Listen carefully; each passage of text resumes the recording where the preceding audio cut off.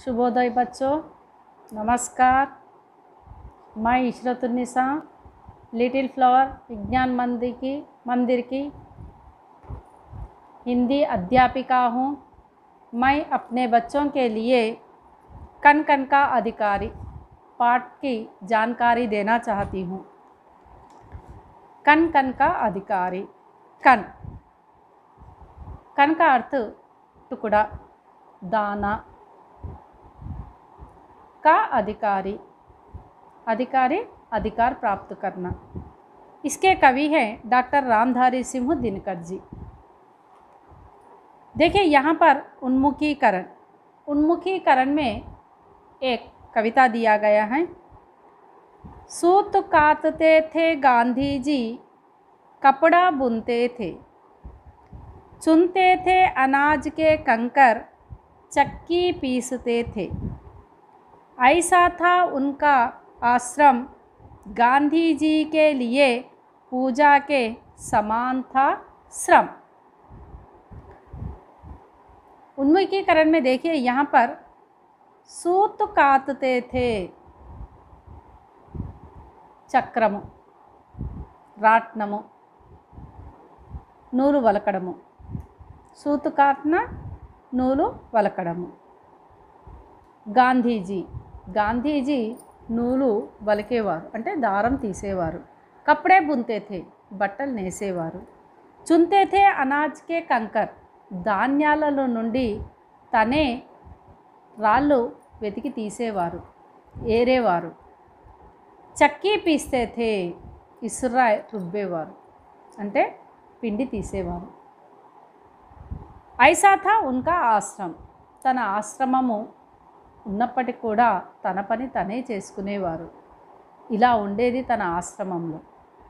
గాంధీజీకే లియే పూజాకే సమాంతా శ్రమ్। గాంధీజీ దృష్టిలో శ్రమ్ అంటే కష్టము, అంటే శ్రమించడము, అంటే శ్రమిక్ అంటే పూజతో సమానంగా భావించేవారు। उद्देश्य देखिए, यह पाठ छात्रों को सामाजिक काव्य सृजन की प्रेरणा देते हुए समाज कल्याण व उदारता की भावना का विकास करता है। इसमें श्रम का महत्व बताया गया है। मेहनत ही सफलता की कुंजी है। मेहनत ही सफलता की कुंजी है। मेहनत करने वाला व्यक्ति कभी नहीं हारता। కష్టపడే వ్యక్తి ఎప్పుడూ ఓడిపోడు। वह हमेशा सफल होता है, తను ఎల్లప్పుడూ सक्सेसफुल అవుతాడు। क्योंकि काल्पनिक जगत को साकार रूप देने वाला वही है। काल्पनिक रूप को साकार करने वाला ही श्रमिक है। इसलिए श्रम करने वाला ही कण कण का अधिकारी है। इंदु मूलंगा కష్టపడేవారే प्रति अणुవుకు अधिकारी। विधा विशेष। इस पाठ की विधा कविता है। कम शब्दों में अधिक से अधिक भाव प्रकट करने की क्षमता इसमें निहित होती है। తక్కువ శబ్దాలలోనే ఎక్కువ భావాన్ని మనము దీంట్లో చూడగలుగుతాము। रामधारी सिंह दिनकर कवि परिचय देखिए। डॉक्टर रामधारी सिंह दिनकर हिंदी के प्रसिद्ध कवियों में से एक हैं। उनका जन्म सन 1908 में, लेकिन यहाँ पर 1908 दिया गया है, 23 सितंबर 1908।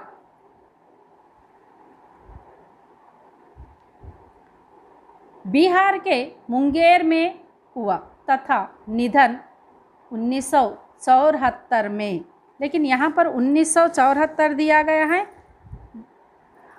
एक बार देखिए,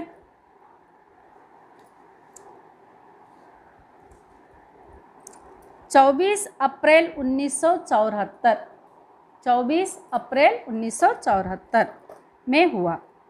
इन्हें हिंदी का राष्ट्र कवि भी कहा जाता है। उर्वशी कृत के लिए इन्हें ज्ञानपीठ पुरस्कार से सम्मानित किया गया है। इनकी कुछ रचनाएं रेणुका, कुरुक्षेत्र, रशिमरथी परशुराम की प्रतीक्षा, रसवंती आदि इनकी प्रमुख रचनाएं हैं। अतिरिक्त जानकारी देखिए। 23 सितंबर 1908 में रामधारी सिंह दिनकर जी का जन्म सिमरिया नामक स्थान पर हुआ। सिमरिया नामक स्थान मुंगेर जिले में बिहार के प्रांत में है और इनकी मृत्यु 24 अप्रैल 1974 को चेन्नई में हुआ। ये सामान्य किसान थे। इनकी माता मनरूपी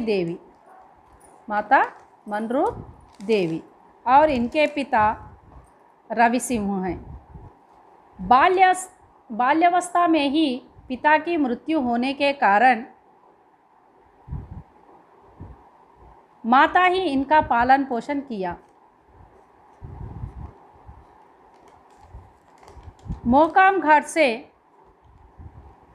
हाई स्कूल करके पटना विश्वविद्यालय से बीए की परीक्षा में उत्तीर्ण हुए। मोकाम घाट पर ही प्रधान अध्यापक के पद पर कार्य किए हैं। बाद में सब रजिस्ट्रार के पद पर कार्य किए। सरकारी सेवा में रहते हुए स्वदेश प्रेम की रचना की। पद्म भूषण से अलंकृत किया गया। इनके रचनाओं में काव्य और गद्य में साहित्य सृजन किया है। प्रकृति पर विजय पाए हैं। प्रकृति के बेजोड़ कवि भी माने जाते हैं रामधारी सिंह दिनकर जी को। देखिए अब छात्र अपन विषय प्रवेश में जाएंगे। प्रस्तुत पंक्तियाँ कुरुक्षेत्र नामक काव्य से ली गई हैं। महाभारत युद्ध से हुआ विनाश देखकर युधिष्ठिर बहुत दुखी हुए। उन्होंने राजकाज त्याग कर वन जाने का निर्णय लिया। तब शरशय्या पर लेटे पितामह भीष्म ने उन्हें राजधर्म का उपदेश दिया। पाठ की पंक्तियाँ उसी उपदेश पर आधारित हैं। यह कविता कुरुक्षेत्र से लिया गया है। महाभारत युद्ध के समय युधिष्ठिर इस युद्ध को देखकर वन में चले जाते हैं। तब भीष्म पितामह ने शरशय्या पर लेटकर उन्हें उपदेश देते हैं। इस पर आधारित किया गया है इस कविता।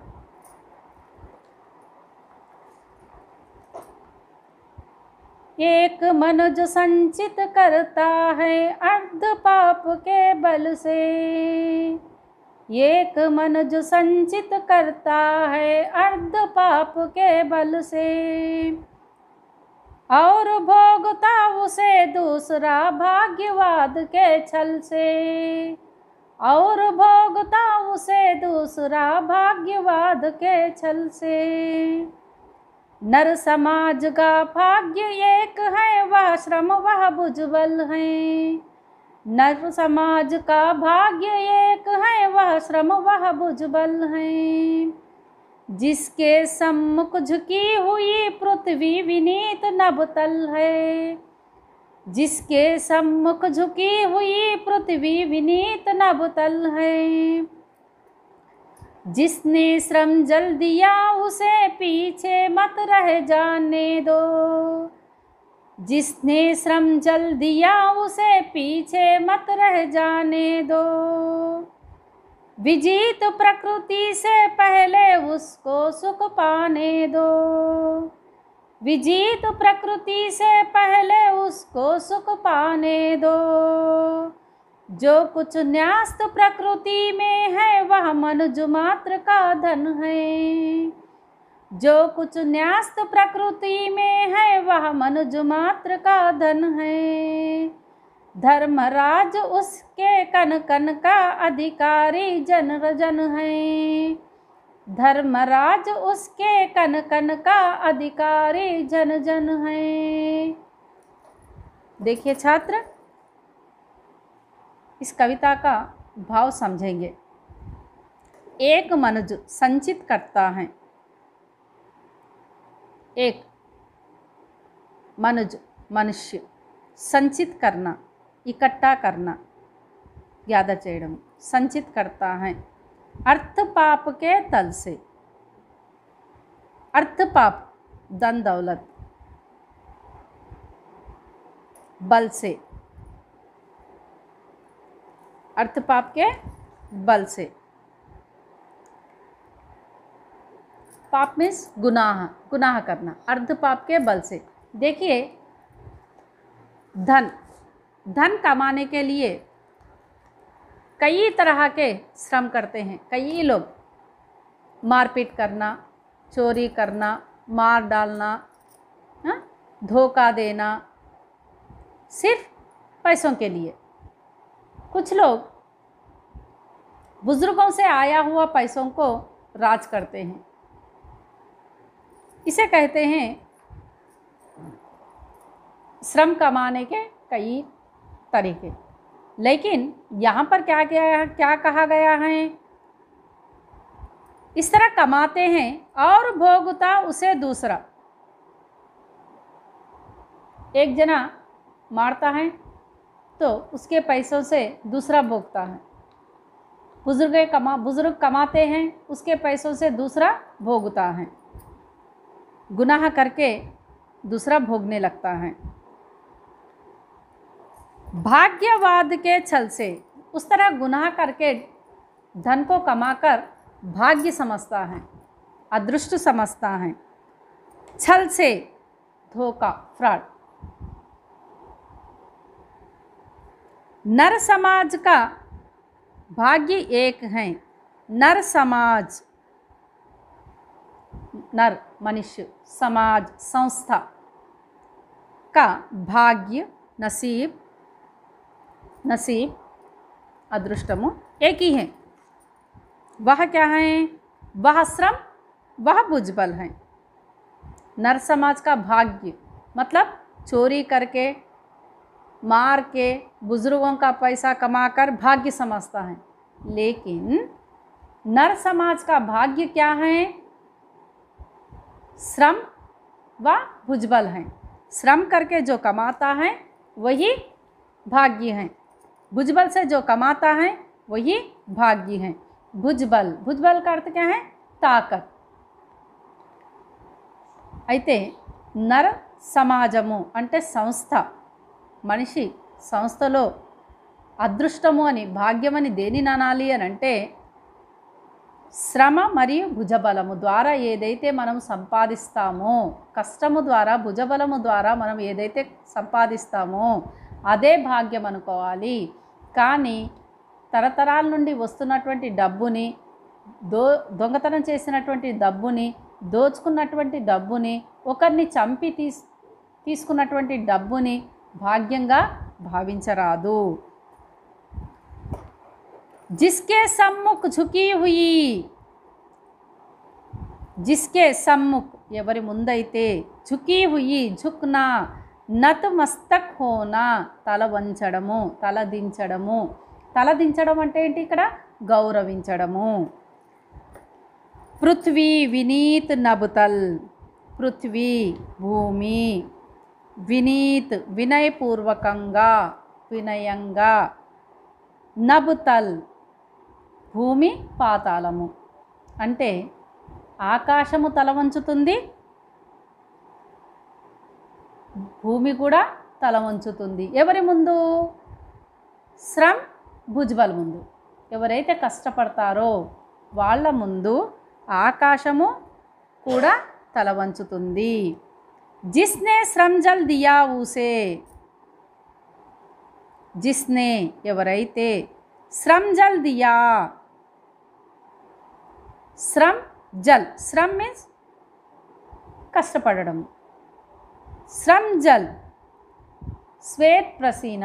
శ్వేత్ ప్రసీన అంటే స్వచ్ఛమైన మనసుతో కష్టపడి చెమట కారుస్తారో వాళ్ళని శ్రమ్ జల్ అంటారు. దియా ఉసే పీచే మత్ రహ జానే దో, వాళ్ళని వెనకకు ఉంచకండి.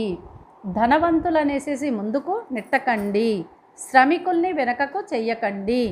ఎవరైతే కష్టపడతారో వాళ్ళనే ముందడుగు వెయ్యనియండి. విజీత్ ప్రకృతి సే పహలే.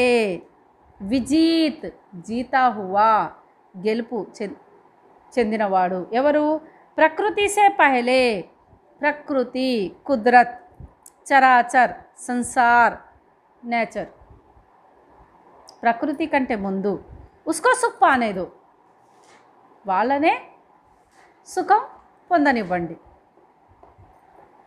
जो कुछ न्यास्त प्रकृति में है, ఏదైతే న్యాస్త్ ప్రకృతి మే, న్యాస్త్ రఖా హువా, ఏదైతే మిగిలి ఉన్నదో ప్రకృతిలో, వహ మనుజు మాత్రకా ధన్ హై, అంటే ప్రకృతిలో ఏదైతే మిగిలి ఉందో ఆ ప్రకృతిలో మిగిలింది మొత్తము ఎవరిది? మనుజు మాత్రకా ధన్ హై, అది మనుషులదే, మనుషులదే. ధర్మరాజ్, ధర్మరాజ్ कहते हैं అంటే నా రాజ్యంలో నాదే అనేసి కాకుండా ఇక్కడ ధర్మరాజు ఏమంటుండు? ఉస్కే కన్ కన్ కా అధికారి జన్ జన్ హై. ధర్మరాజు ఇక్కడ ఎవరు? యుధిష్ఠర్. యుధిష్ఠర్ ఏమంటుండు? ఉస్కే కన్ కన్ కా అంటే నా రాజ్యములో కన్ కన్ అణువు, ప్రతి అణువు, ప్రతి గడ్డి పూచ యొక్క అధికారము జన్ జన్ హై. జన్ జన్ ప్రజా, मेरी प्रजा ही इसके अधिकार हैं. Any doubt children? इसके कवि हैं रामधारी सिंह दिनकर. इस कविता में कवि ने श्रम के बारे में महत्व बताते हुए श्रम के आगे विनीत प्रकृति सब सर झुकाते हैं, और जो श्रम करता है उसे समाज में गौरव मिलता है. जो श्रम करता है उसे सफलता की कुंजी कहते हैं. श्रम करना ही सफलता की कुंजी है. श्रम करने वाला हमेशा सफलता प्राप्त होता है. Okay children? Any doubts? Okay children?